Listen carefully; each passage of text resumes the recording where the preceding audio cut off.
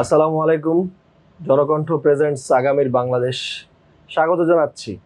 আগামীর বাংলাদেশ বাংলাদেশ আসলে বারবার আমাদের রক্ত দিতে হয়, বারবার স্বাধীনতার জন্য, সার্বভৌমত্বের জন্য, গণতন্ত্রের জন্য রক্ত দিতে হয়, বারবার লড়াই করতে হয়, রাজনৈতিক দল নিষিদ্ধের জন্য আমাদের আন্দোলন করতে হয়, মাঠে নামতে হয়, নানা ঘটনার পরিক্রমা। আসলে কি হচ্ছে বাংলাদেশে আমরা শঙ্কিত, মাঝে মাঝে ভয় পেয়ে যাই যে আমরা নাকি আবার কোনো ঘেরাটোপে আটকে যাই, নাকি আবার কোনো বিপদে পড়ে যাই। কি হবে সামনে? আমরা কি গণতান্ত্রিক পরিবেশে ফিরে যেতে পারবো কিনা? দেশ আসলেই নিরাপদ হবে কিনা? দেশ আসলেই ঠান্ডা হবে কিনা? আজকে আমাদের সাথে কথা বলতে আমাদের স্টুডিওতে উপস্থিত হয়েছেন বাংলাদেশ জাতীয়তাবাদী যুবদল কেন্দ্রীয় নির্বাহী কমিটির সাবেক কর্মসংস্থান বিষয়ক সম্পাদক জনাব খন্দকার আল আশরাফ মামুন। জি, কেমন আছেন? আলহামদুলিল্লাহ, আপনি কেমন আছেন? হ্যাঁ, জি। কেমন রেখেছে বাংলাদেশ? মানে এই যে আমাদের একটা সরকার, একটা বহুল আকাঙ্ক্ষিত, বহুল প্রত্যাশিত সরকার, যাদের কাছে আমাদের অনেক চাওয়া পাওয়া, সেই চাওয়া পাওয়ার কতটুকু মিলল এই ৮-৯ মাসে? ধন্যবাদ আপনাকে। বাংলাদেশ আসলে একটা ক্রান্তিকাল পার করছে। আসলে যে আকাঙ্ক্ষা নিয়ে এই ইন্টারিম গভর্নমেন্ট বাংলাদেশে শপথ নিয়েছে, আমার মনে হয় যে বাংলাদেশের মানুষের আকাঙ্ক্ষা পূরণ করতে তারা সম্পূর্ণই ব্যর্থ হয়েছে। আচ্ছা। এবং তারা যে লক্ষ্যে, তাদের মূল উদ্দেশ্য ছিল হলো ফ্যাসিবাদের বিচার করা, জি, একটা ন্যূনতম সংস্কার করে একটা গণতান্ত্রিক প্রক্রিয়া যেতে পারে, একটা সুষ্ঠু নির্বাচনের আয়োজন করা। জি। তারা সে পথে না গিয়ে তারা ভিন্ন পথে হাঁটা শুরু করেছে। আচ্ছা, কোন পথে হাঁটা শুরু করেছে? ওরা মনে হচ্ছে যেটা সাধারণ মানুষের পারসেপশন, স্বাভাবিকভাবে রাজনীতিবিদদেরও একটা পারসেপশন তৈরি হয়েছে এবং একটা শঙ্কা তৈরি হয়েছে তারা আসলে নির্বাচনটা কবে দিবে। হ্যাঁ, সাধারণ মানুষের চাওয়া হলো এখনই নির্বাচন দরকার। বাংলাদেশের অর্থনৈতিক অবস্থা আসলে খুবই নিম্নের দিকে যাচ্ছে এবং শাসন ব্যবস্থা ওটাও খুব খারাপ অবস্থায় আছে। সেখানে মানুষের যে চাহিদা, মানুষ মনে করে যে একটা নির্বাচিত সরকার ছাড়া কোনো অবস্থাতে এই অবস্থা থেকে উত্তরণ করা সম্ভব নয়। আর গণতান্ত্রিক দেশে একটি নির্বাচিত সরকার থাকবে, এটাই স্বাভাবিক। এবং যে বা যাহারা এই নির্বাচনকে চায় না, যদি কোনো গণতান্ত্রিক দল বা কোনো রাজনৈতিক দল যদি নির্বাচন না চায়, তো বুঝতে হবে তাদের খারাপ কোনো উদ্দেশ্য আছে। হ্যাঁ, এবং এই ইন্টারিম গভর্নমেন্টের কেউ তারা নিজেদেরকে বলতেছে যে আমরা জনগণের দ্বারা সমর্থিত। জনগণের সমর্থিত, এটা মুখে বললেই জনগণের সমর্থিত হয় না। জনগণের সমর্থন আদায়ের কিছু স্ট্রাকচার আছে। হ্যাঁ, ওই স্ট্রাকচারের ভিতর দিয়ে আপনি যখন যাবেন, তখন আপনি বলতে পারবেন যে আপনি জনগণ দ্বারা সমর্থিত। তো শেখ হাসিনা বলতো যে আমরা জনগণ দ্বারা সমর্থিত, দিনের ভোট রাতে করে। হ্যাঁ, ওরা বলতো 154 জনকে বিনা ভোটে এমপি বানিয়ে ওরা বলতো। তো সুতরাং ওই বলা এবং ফেসিবাদের বলাটা মোটামুটি মিলে যায় না। কিন্তু এই সরকারকে কি মোটা দাগে বা মোটা দাগে না হলেও ছোট করে হলেও কি আমাদের সরকার বলতে পারি কিনা? এবং অনেকেই তো বলছে সেভাবেই। এই সরকারকে তো আমাদের দল বিএনপি সার্বিক সহযোগিতা করছে, এখনো পর্যন্ত করছে। জি। হ্যাঁ, তো আমরা এটাকে জনগণের সরকার বলাটা আসলে জনগণ দ্বারা নির্বাচিত সরকার যদি হয়, তাহলে এটা জনগণের সরকারকে বলা হয়। এখন একটা প্রেক্ষাপটে রাজনৈতিক দলগুলো তাকে সমর্থন দিয়েছে, তার মানে এই না যে তারা জনগণের সরকার হয়ে গেছে। আমরা ফেসিবাদ থেকে মুক্তি পেয়েছি, আমরা ফেসিবাদ থেকে স্বাধীন হয়েছি। এই অবস্থায় আমাদের একটা অন্তর্বর্তীকালীন সরকার প্রয়োজন ছিল, একটা সুষ্ঠু নির্বাচনের জন্য, একটি গণতান্ত্রিক ব্যবস্থায় ফিরে যাওয়ার জন্য সকল দল তাকে সমর্থন দিয়েছে। আচ্ছা, তার মানে সমর্থন দিয়েছেন, যদি আপনাদের আশার পরিপূর্ণতা না হয় তাহলে সমর্থন তুলেও নিতে পারেন, এরকম বিষয় আছে কিনা? এটা তো একটা স্বাভাবিক বিষয়।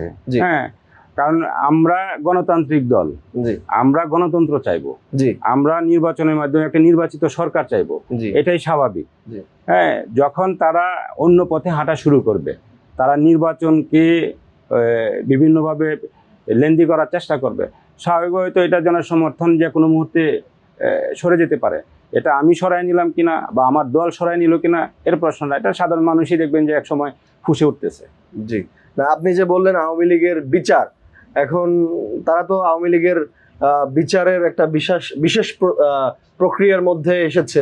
অনেক জল্পনা কল্পনা অবসান ঘটিয়ে নির্বাহী আদেশের মাধ্যমে আওয়ামী লীগের কার্যক্রম নিষিদ্ধ করা এবং আইসিটিতে যে আওয়ামী লীগের বিচারের একটা প্রক্রিয়া সরকার শুরু করেছে, এটাকে কি স্বাগত জানাচ্ছেন কিনা, বা এটাকে মানে আমার দল স্বাগত জানিয়েছে, জি স্বাভাবিকভাবে আমিও স্বাগত জানাচ্ছি, কিন্তু এই কাজটা তো আরো অনেক আগে হওয়ার কথা ছিল। জি এবং আওয়ামী লীগের যে বিচার প্রক্রিয়াটা 9 মাস হয়ে গেল, জি তো এত সময় কেন লাগবে? একটা ফেসিবাদের বিচার, আপনি বিশ্বের যত জায়গায় ফেসিবাদের পতন হয়েছে, এত সময় কেউ নেয়নি। এবং এই ফেসিবাদের যে সদস্যবৃন্দ যারা আছে, যারা এই ফেসিবাদের দূষর আমরা যাদেরকে বলি, তাদেরকে বিভিন্ন জায়গায় পুনর্বাসন করেছে, দেশ থেকে পালানো সহজে। আপনি বিচার এখন কার করবেন? শেখ হাসিনা পালিয়ে গেছে, আব্দুল হামিদ পালিয়ে গেছে, বড় বড় এমপি মন্ত্রীরা পালিয়ে গেছে, আপনি বিচার কার করবেন? এখন তো বিচার যেটা হবে, এটা খাতা কলমে বিচার হবে। প্রকৃত বিচার তো আপনি তাদেরকে না এনে, তাদেরকে শাস্তি না দিতে পারলে তো আপনি বিচারটা। পালিয়ে যেতে কি সরকারের লোকজনই সাহায্য করেছে? অবশ্যই তারাই তো। আপনি জানেন যে 5ই আগস্টের পরে সেনাবাহিনীর পক্ষ থেকে বলছে আমাদের কাছে 626 বা 670 জন এরকম একটা সংখ্যা তারা বলেছে। ওই সংখ্যাগুলো কোথায়? এই সংখ্যাগুলো তো আমরা দেখছি না। এবং আপনারা একটা লক্ষণীয় ব্যাপার দেখবেন যে হাসান মাহমুদ বলেন বা যে তথ্য ছিলেন আরাফাত, ওরা আমরা টিভি স্ক্রিনে দেখলাম যে ওরা গ্রেপ্তার হয়েছে, গুলশান থেকে গ্রেপ্তার হয়েছে বা অমুক জায়গা থেকে গ্রেপ্তার হয়েছে, পরের দিন দেখলাম যে ওনারা বিদেশ চলে গেছে। তো এটা অবশ্যই প্রশাসনের ভিতর থেকে, প্রশাসনে যে ফেসিবাদের দূষরা যারা এখনো আছে বহাল তবিয়তে, তারাই তো তাদেরকে পাচার করে দিয়েছে নিশ্চয়ই। জি, এই যে কয়দিন আগে আন্দোলন হলো একটা সরকারের মানে সরকার প্রধানের বাসভবনের সামনে গিয়ে আন্দোলন হলো, পরবর্তীতে শাহবাগে আন্দোলন হলো আওয়ামী লীগ নিষিদ্ধের দাবিতে। সেই আন্দোলনে একদম প্রথম ঘন্টা থেকেই আমরা দেখেছি স্পষ্টভাবে তারা বিএনপিকে ডেকেছে, ফেসবুকে পোস্ট দিয়ে ছাত্রদলকে ডেকেছে, ইভেন তারা আপনাদের নেত্রী বেগম খালেদা জিয়ার সাথে দেখা করতে চেয়েছে, এই আন্দোলনের দাবি নিয়ে যেতে চেয়েছে। তারপরেও বিএনপিকে কোনোভাবেই এই আন্দোলনের সাথে সম্পৃক্ত হতে দেখা গেল না। এটার আসলে কারণটা কি? বিএনপি তো আসলে ছোটখাটো একটা দল না। এই দেশ 3বার এই বিএনপি পরিচালনা করেছে। এই সংগঠন, দেশমাতা বেগম খালেদা জিয়া 3বার বাংলাদেশের প্রধানমন্ত্রী ছিলেন। এখন আপনি হুটহাট করে আপনার মস্তিষ্কে এখন একটা জিনিস আসলো, আপনি হুটহাট করে মাঠে চলে আসেন, এসে বললেন যে আপনারা আসেন, তাহলে কি বিএনপি চলে আসতে পারে? আচ্ছা না, কিন্তু তারা তো এই মানে অনেকে কিন্তু এই কথার এই যে বিএনপি সাড়া দেয়নি, এই সাড়া না দেওয়ার মাধ্যমে কিন্তু বোঝাতে চেয়েছে যে বিএনপি আওয়ামী লীগের নিষিদ্ধ চায় না।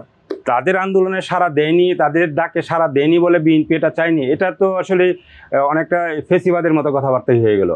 বিএনপি প্রথম থেকে আওয়ামী লীগের বিচার চেয়েছে। তারা বারবার বলেছে যে আওয়ামী লীগ বাংলাদেশে 18 কোটি মানুষ আর চায় না, এদেরকে নিষিদ্ধ করতে হবে, এটা বিএনপি বারবার বলে এসছে। এখন তাদের এখানে জুডিশিয়ারি প্রসেস, কিন্তু সেই প্রক্রিয়াটি হতে হবে সঠিক প্রক্রিয়ায়। আওয়ামী লীগ একটি বড় সংগঠন, সেই সংগঠনকে নিষিদ্ধ করার জন্য যে প্রক্রিয়াগুলো অনুসরণ করা দরকার, বিচারিক প্রক্রিয়া বলেন অথবা আপনি ওই নির্বাহী বিভাগের আদেশের মাধ্যমে বলেন, যেভাবে করেন একটা প্রক্রিয়ায় আপনাকে যেতে হবে। আপনি একটা ঘটনা ঘটলো, আপনি 4-5 জন লোক জড়ো হয়ে বললেন যে এবার আপনারা আসেন, তাহলে বিএনপি যেতে পারে না? পারে না। কিন্তু একটা জিনিস আপনাকে বলি যে তারা যেদিন এখানে জমায়েত হয়েছে, তারা এখানে সব মিলে 500 বা 1000 লোক জমায়েত হয়েছে। আমাদের কিন্তু চট্টগ্রামে পোলোগ্রাম মোড়ে আমাদের মহাসচিব লক্ষ লক্ষ ছাত্র যুবক জনতার মধ্যে অধিকার প্রতিষ্ঠা ওই সমাবেশে কিন্তু আমাদের মহাসচিব বলেছে যে আওয়ামী লীগকে 18 কোটি মানুষ চায় না, আওয়ামী লীগকে নিষিদ্ধ করেন, এই কথা কিন্তু ওখানে বলেছে। আমাকে এখানে এসেই বলতে হবে, তাদের কাছে এসেই বলতে হবে কি কারণে? ওকে, দলের ডিফারেন্ট প্ল্যাটফর্ম থাকতে পারে। আপনার কাছে আমি একটা খুব ক্রিটিক্যাল প্রশ্ন করতে চাই, যেহেতু আলোচনা খুব জমে উঠেছে। এই যে আওয়ামী লীগ নিষিদ্ধ হয়ে যাচ্ছে মনে হচ্ছে, এবং আজকে যেটা দেখলাম আমরা যে আওয়ামী লীগ হয়তো বা নির্বাচনেও অংশ নিতে পারবে না। তো আওয়ামী লীগের নৌকা মার্কা আছে, নৌকা মার্কার কিছু ভোটার হলেও তো আছে, একদম যে নেই তা তো না। তো কি মনে হয় এই ভোটারগুলোর আসলে এন্ডোর্সমেন্ট কি হবে? তারা আগামী নির্বাচনে ভোট দেবে কিনা, বা ভোট দিলে তারা কি করতে পারে, কোথায় ভোট দিতে পারে? এই ভোটারগুলোর আলটিমেট ডেস্টিনেশন আসলে সময় ঠিক করবে। জি, পৃথিবীতে ফেসিবাদ যত রাজনৈতিক দল ফেসিবাদী শাসন ব্যবস্থা কায়েম করেছে জি তারা সব সময় সমূলে উৎপাটিত হয়েছে। জি এটা আমরা একদম মানে প্রাগৈতিহাসিক যুগ থেকে যদি আপনাদের ফেসিবাদের ইতিহাসগুলো আমরা দেখি তাহলে দেখা যাবে যে সমূলে উৎপাটিত হয়েছে। জি তারা সমূলে উৎপাটিত হবে, এটাই স্বাভাবিক। বাংলাদেশ প্রেক্ষাপটে আওয়ামী লীগ ফেসিবাদী কায়েম করেছে, তারা উৎপাটিত হবে। এখন তাদের যে ভোটার আছে তাদের ডেস্টিনেশনটা কোথায় তারাই ঠিক করবে, আসলে তারা কোন জায়গাটা তাদের মানে তাদেরকে মানে আপনারা তাদেরকে আপনাদের দিকে টানার কোনো চেষ্টা করবেন কিনা এরকম কোনো? আমাদের তো দলের একটা নির্দিষ্ট ম্যানিফেস্টো আছে। আমরা যে কেউ যদি জাতীয়তাবাদী বিশ্বাস করে জি এবং সে যদি ফেসিবাদের দূষণ না হয়ে থাকে, জি তার যদি কেবলমাত্র সমর্থক হওয়ার কারণেই সে তো আর শাস্তি ভোগ করতে পারে না। না তো সেই ক্ষেত্রে তারা যদি মনে করে যে এই দলে আসবে, আমরা যদি মনে করি যে না সে পারফেক্ট, তাহলে আমরা তাদেরকে আর ভোট তো চাইলেই যে কেউ দিতে আর ভোট গোপন ব্যালটে ভোট হবে, কে কাকে ভোট দেবে এটা তো আমরা গিয়ে দেখতে পারবো না যে আসলে কে কাকে ভোট দেবে। যদি আওয়ামী লীগের ভোটাররা বিএনপি কে ভোট দেয় দিতে পারে, এটা তো আপনার ক্ষতির কিছু নাই। তো আপনি যেটা বলছিলেন, হ্যাঁ এটা সত্যি যে আমরা দেখেছি মুসোলিনি, ইদি আমিন, হিটলার সবারই পতন হয়েছে এবং আমরা খুব রিসেন্ট টাইমে দুইজন মানে স্বৈরাচারের পতন দেখলাম, শেখ হাসিনা এবং বাশার আল আসাদের। কি মনে হচ্ছে আমাদের বাংলাদেশ এবং তার আশেপাশেও কিন্তু এই ধরনের আরো অনেক স্বৈরশাসক, অনেকেই স্বৈরশাসক হয়ে ওঠার চেষ্টা করছে? যেহেতু আপনি স্বৈরশাসকের প্রশ্ন টানলেন, এই যে গদি ভাঙার যে হাওয়া, এই হাওয়াটা আমাদের পার্শ্ববর্তী কোনো দেশেও লাগবে কিনা, কি মনে হয়?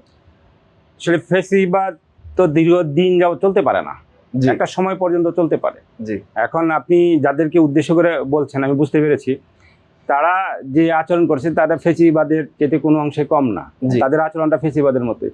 তাদের আলটিমেট ডেস্টিনেশন এটা হবে, এটা স্বাভাবিক। এখন আমাদের হাওয়া লাগবে কিনা সেটা আমি বলতে পারতেছি না, কিন্তু ফেসিবাদের আলটিমেট ডেস্টিনেশন ওইটাই যে, এবং তাদের একটা ন্যাক্কারজনক, এদের কোনো কখনোই সেফ এক্সিট হয় না। জি হ্যাঁ, সকল জায়গায় ফেসিবাদের পতনটা হয়েছে, খুব মানে অনাকাঙ্ক্ষিতভাবে তাদের পতনটা হয়েছে, সেটা তাদের হবে। হ্যাঁ, গাদ্দাফি বা আসাদের যেভাবে আমরা দেখেছি পতন, ঠিক আছে, কিন্তু একটা যেহেতু প্রসঙ্গ আসলোই, একটা প্রসঙ্গ কিন্তু অনেক ইম্পর্টেন্ট, যে সেটা হচ্ছে ইদানিংকালে বিএনপির দিকে অনেক প্রশ্ন তোলা হয়, অনেক তীর আসে। সেটা হচ্ছে যে বিএনপির কোনো বয়ান নাই, বিএনপির কোনো ন্যারেটিভ নাই, ইভেন বিএনপিকে ভারতের দালালি শুরু করেছে, এই প্রসঙ্গটাও টানা হচ্ছে এবং খুব স্পষ্টভাবে আপনিও নিশ্চয়ই দেখেছেন।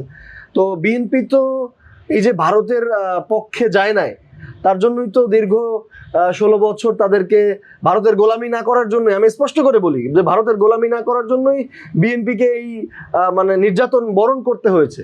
এরপরেও আদৌ কোনো সুযোগ আছে যে বিএনপি আসলেই ভারতের সাথে ভারতের প্রভুত্ব বরণ করতে পারে বা ভারতের সাথে ভারতের গোলামি করতে পারে, যেটা মানুষ দাবি করছে? এটা কি আদৌ সম্ভব কিনা? আপনাকে খুব সহজ ভাষায় বলি, আমাদের শহীদ প্রেসিডেন্ট জিয়াউর রহমান একটা কথা বলেছেন, জি, যে বাংলাদেশের বাইরে আমাদের কোনো প্রভু নাই, জি, আমাদের বন্ধু আছে। দেশমাতা বেগম খালেদা জিয়া বারবার এটা বলেছেন যে বাইরে আমাদের কোনো প্রভু নাই, আমাদের বন্ধু আছে। তো বাংলাদেশি জাতীয়তাবাদ মানে হলো ভৌগোলিক জাতীয়তাবাদ। জি হ্যাঁ, তারা সবসময় স্বদেশপন্থী থাকে। জি বিএনপি সর্বদাই স্বদেশপন্থী, জি বাংলাদেশপন্থী। জি হ্যাঁ, বিএনপির ইতিহাসে ভারতকে বা অন্য কোনো রাষ্ট্রকে প্রভু মেনে রাজনীতি করেছে এই ইতিহাস কিন্তু এখনো পর্যন্ত নাই। যারা বলে এবং প্রত্যেকের বক্তব্যগুলো যদি আপনি বিশ্লেষণ করেন তাহলে দেখবেন যে তাদের সকালে কথা বলতেছে একরকম, দুপুরে বলতেছে একরকম, রাতে বলতেছে একরকম, কখনো ভারতকে তুষণ করতেছে, কখনো ভারতকে এক হাত দেখিয়ে দিচ্ছে, আবার কখনো ভারত যে তাদের সব কিছু, যে আওয়ামী লীগ আমলে আমরা যেরকম দেখছি যে ইন্ডিয়া বলতো যে আমরা স্বামী স্ত্রীর মতো, হ্যাঁ, অনেকটা অন্যান্য সংগঠনের কিন্তু আলোচনাগুলো কিন্তু এরকম আসে। বাট বিএনপি কখনো ভারতকে ছাড় দিয়ে বা অন্য কোনো রাষ্ট্রকে ছাড় দিয়ে কথা বলেছে বা দেশের স্বার্থ রক্ষা হয় না এরকম কোনো বিষয়ে বিএনপি কম্প্রোমাইজ করেছে, ইতিহাস কিন্তু অদ্যাবধি পর্যন্ত কিন্তু প্রমাণিত হয় নাই। জি, আমি আপনার সাথে একটু অ্যাড করি। আমি বিএনপির 31 দফা পড়েছি। 31 দফাতে পররাষ্ট্রনীতি নিয়ে যেখানে বলা আছে সেখানে স্পষ্টই বলা আছে যে সমতা এবং ন্যায্যতার ভিত্তিতে বৈদেশিক সম্পর্ক গড়ে উঠবে। এবং আপনার কথার সাথে আরো একটু আমি অ্যাড করতে চাই যে বিএনপির চেয়ারপারসন বেগম খালেদা জিয়া, তার একটা খুব জনপ্রিয় উক্তি আছে যে ওদের হাতে গোলামির জিঞ্জির, আমাদের হাতে স্বাধীনতার পতাকা। তো ওই যে বিষয়টা, বাংলাদেশের মানুষ কিন্তু ওই ভারতের গোলামি করা রাজনীতি আর দেখতে চায় না। এবং অবশ্যই এবং আরো একটা তথ্য আমি একটু দর্শকদের জন্য অ্যাড করি, 2001 থেকে 6 সালে যখন বিএনপি ক্ষমতায় ছিল, এই সময়টায় ভারত মনে করে যে এই সময়টায় তাদের সবচেয়ে খারাপ সম্পর্ক ছিল বাংলাদেশের সাথে। এবং এটা ভারতেরই একজন প্রফেসর, ইন্টারন্যাশনাল রিলেশনস ডিপার্টমেন্টের একটা ইউনিভার্সিটির প্রফেসর শ্রীরাধা মিস, উনি এই কথাটা বলেছেন। সো এটা কিন্তু অনেক মানে আপনাদের জন্য আসলেই অনেক টেকনিক্যাল এবং অনেক স্ট্রং একটা ইস্যু, যে আগামী দিনে রাষ্ট্র পরিচালনায় আপনাদেরকে এই বিষয়টা মাথায় রাখতে হবে। এবং আমি শেষ করব তার আগে যে এই যে সামনে নির্বাচন আসছে, তো কি বার্তা আপনারা জনগণকে দিতে চাচ্ছেন, যে জনগণ কিভাবে আস্থা রাখবে আপনাদের উপরে, যে আবার মানে আওয়ামী লীগের যে ভয় মানুষের মনে হৃদয়ে যে ভয় গেঁথে আছে, এই ভয় থেকে মানে এই ভয় আর নতুন করে আর এরকম দেখবে না, এর জন্য জনগণের কাছে আপনাদের বার্তাটা কি? প্রথমে ভারত সম্পর্কে দু একটি কথা বলি। আপনি ভারতের মানে তাদের পররাষ্ট্রনীতিটা হলো প্রভুত্ব। জি, আপনি দেখেন যে আমাদের দক্ষিণ এশিয়ার যে দেশগুলো আছে, একসময় অনেকগুলো দেশের উপর কিন্তু তারা প্রভুত্ব করেছে। এখন কিন্তু সবগুলো দেশ সেই প্রভুত্ব থেকে মুক্তি নিয়েছে। এবং আমরা এই যে জুলাই আগস্ট যে আন্দোলন, এখানে শুধু আমরা ফেসিবাদের থেকে মুক্তি কিন্তু আমরা চাইনি, এখানে কিন্তু আমরা ভারত থেকে মুক্তি চাইছি। আপনি যে স্লোগানগুলো যদি আপনি ফলো করেন, দিল্লি না হ্যাঁ, আমরা কিন্তু ভারত থেকে যে তাদের যে ইয়া থেকে প্রভুত্ব থেকে আমরা কিন্তু মুক্তি চেয়েছি। জি, তো বিএনপি বরাবরই বাংলাদেশপন্থী, এটা দৃঢ়ভাবে আমি বলতে পারি এবং বিশ্বাস করি। তো আমরা বাংলাদেশের জনগণকে বা ভোটারদেরকে এটুকুই বলতে পারি যে বিএনপি একমাত্র সংগঠন যারা বিলং করে বাংলাদেশ পন্থা। এটা সংক্ষেপে শুধু এই কথাটুকুই বললাম যে বিএনপি একমাত্র সংগঠন, আবার বলছি, সেটা হলো বিএনপি বাংলাদেশ পন্থাটাই অবলম্বন করে। জি, না আমি আরেকটা যে প্রশ্ন করেছিলাম, আপনার জনগণের মানে আস্থাটা আপনারা কিভাবে আস্থা অর্জনের জন্য আর কি বার্তা দিচ্ছেন, যে আগামীতে দেশ পরিচালনার জন্য কি কি পদক্ষেপ নেওয়া হবে? আমি দৃঢ়ভাবে বিশ্বাস করি জনগণ ইতিমধ্যেই বিএনপির উপর আস্থাশীল। আচ্ছা, এবং আপনি দেখবেন যে যত কথাই বলে, রাস্তায়গুলো আপনি একটু হাঁটেন, জনগণের মাঝে একটু হাঁটেন, চায়ের দোকানগুলোতে একটু বসেন, বিভিন্ন যেখানে জনসমর্থন আছে এখানে গিয়ে আপনি কথা বলেন, যে যতভাবে বুঝাতে যায় শেষ কথাটা কিন্তু জনগণের একটাই থাকে যে আস্থা বিএনপির উপরেই আছে। কারণ বিএনপি ওই ছলচাতুরি রাজনীতি, মানুষকে ভাওতাবাজি রাজনীতি, এই রাজনীতি বিএনপি বিশ্বাস করে না। এটা ইতিমধ্যেই জনগণ বুঝে গেছে। এবং আপনি আরেকটা জিনিস আপনাকে ফলো করি বলি আপনাকে, কিছুক্ষণ আগে বলতেছিলাম একজনকে, সেটা হলো আগে আপনি গ্রামে গঞ্জে, আমার তো গ্রামে বাড়ি, গ্রামে গঞ্জে যে চার স্টলগুলো আছে এখানে কিন্তু আপনার টিভি থাকে, ওই টিভি স্ক্রিনে কিন্তু আগে সিনেমা দেখানো হতো, এখন কিন্তু তারেক রহমানের বক্তব্য শুনে মানুষ। আচ্ছা, এখন আমাদের নেতা তারেক রহমানের বক্তব্য শুনে এবং রাজনীতি নিয়ে বিশ্লেষণ করে, ওই বিশ্লেষণগুলোতে যদি আপনি গিয়ে কখনো বসেন দেখবেন যে মানুষের আস্থাটা আসলে কোথায়, মানুষের আস্থাটা বিএনপির উপরে আছে। অনেক ধন্যবাদ আপনাকে। তো আমরা শেষ করার আগে রাজনীতি তো অনেকদিন ধরে করছেন, ছোট্ট করে মানে একটা মানে দর্শকদের উদ্দেশ্যে বলবেন যে এই যে রাজনীতির যে পথ চলা, এতগুলো দিন পার করেছেন, অনেক সংগ্রাম করতে হয়েছে আমি নিশ্চিত, জেল খাটতে হয়েছে, মামলা খেতে হয়েছে, কখনো কি মানে হাল ছেড়ে দিয়েছিলেন, বা কখনো কি মনে হয়েছিল যে আর সম্ভব না, আর করব না, আর পারবো না, হয়তো এরকম কখনো মনে হয়েছিল কিনা? ধন্যবাদ আপনাকে। আমি আন্দোলন করতে গিয়ে 7 বার গ্রেপ্তার হয়েছি। জি, 100-র উপর আমার মামলা হয়েছে। আমি গুম ছিলাম 2 দিন। জি, এবং ক্রস ফায়ার রুজু করিয়ে ক্রস ফায়ারে নিয়ে গেছে, ক্রস ফায়ার দিবে। এবং তাদের যে টর্চারটা ছিল, হয়তো বা একটা কুকুরের দাম আছে তাদের কাছে, সেই দামটা আমার ছিল না। তো এই যে টর্চারের ফলে আমি আর সব বেশি আশান্বিত হতাম। আসলে আমার মানে বন্ধুবান্ধব এখনও বলে যে একমাত্র লোক দেখলাম যে তুই কখনো মানে আশাহত হস নাই। ইস্পাহান। হ্যাঁ, আশাহত না হওয়ার কারণ আমি এটুকু বুঝতাম যে রাত যত গভীর হবে সূর্যালোক তত নিকটে। হ্যাঁ, এইটা আমি সবসময় বিশ্বাস করতাম। এবং রাজনীতিটা আমার যে নেতা জনাব তারেক রহমান কিন্তু বারবার একটা কথা বলছে যে রাত গভীর হয়েছে, সূর্যালোক কিন্তু খুব কাছে।